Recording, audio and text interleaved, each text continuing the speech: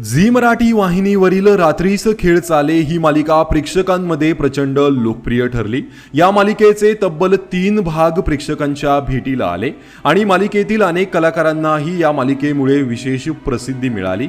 याच मालिकेच्या 3ऱ्या पर्वात शेवंताची भूमिका साकारणारी अभिनेत्री कृतिका तुळसकर हिलाही मोठी लोकप्रियता मिळाली। मात्र रात्रीस खेळ चाले 3 मालिका संपल्यानंतर कृतिकाला एका कठीण प्रसंगाचा सामना करावा लागला। म्हणजेच तिचं करिअर उद्ध्वस्त होण्याच्या मार्गावरच होतं।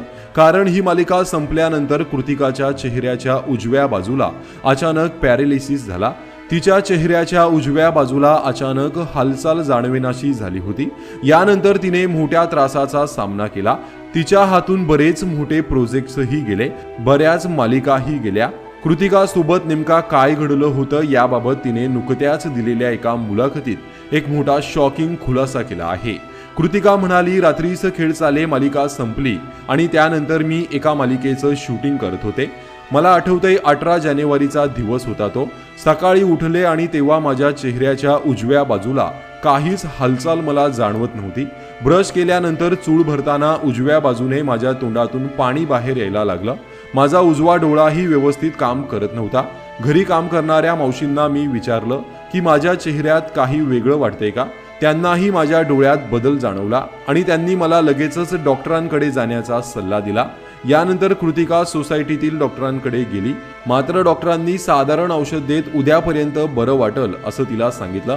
मात्र कृतिकाला परिस्थिती गंभीर असल्याची जाणीव होत होती। त्यानंतर ती न्यूरोलॉजिस्टकडे गेली। तेव्हा न्यूरोलॉजिस्टने तिला ब्लेस प्रासी झाल्याचं सांगितलं, म्हणजेच चेहऱ्याच्या एका बाजूला तात्पुरता पॅरालायसिस होण्याची स्थिती। डॉक्टरांनी ती नेमका कधी बरी होईल याबाबत आम्ही काही सांगू शकत नाही असं तिला स्पष्ट सांगितलं। त्यावेळी कृतिकाच्या हातात 2 मोठे प्रोजेक्ट्स होते, त्यामुळे डॉक्टरांचं हे ऐकल्यानंतर तिच्या पायाखालची जमीनच सरकली। मात्र तिने निर्मात्यांना फोन केला असता उद्या तुझं शूटिंग आहे, तू सेटवर ये असं तिला सांगण्यात आलं। त्यानंतर कृतिका सेटवर पोहोचली। या काळातील अनुभव सांगताना ती म्हणाली, माझा डोळा बंदच होत नव्हता। डोळ्यात धूळ गेल्यामुळे तो पूर्णपणे लाल झाला होता आणि सतत पाणी येत होतं। मेकअप केल्यानंतरही डोळ्याजवळ मेकअप टिकत नव्हता। माझ्या चेहऱ्याची एक बाजू हालतच नव्हती।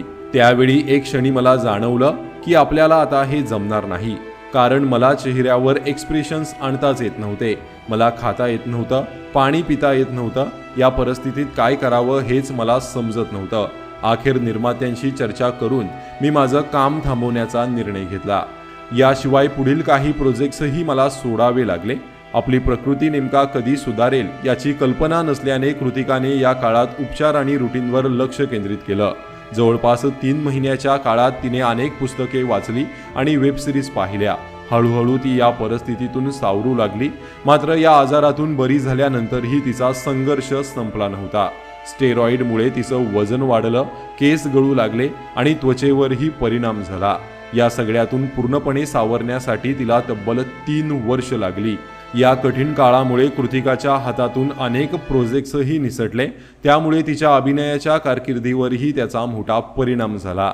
मात्र या सगळ्या संकटातून सावरत ती आता स्वतःला पुन्हा उभं करत आहे।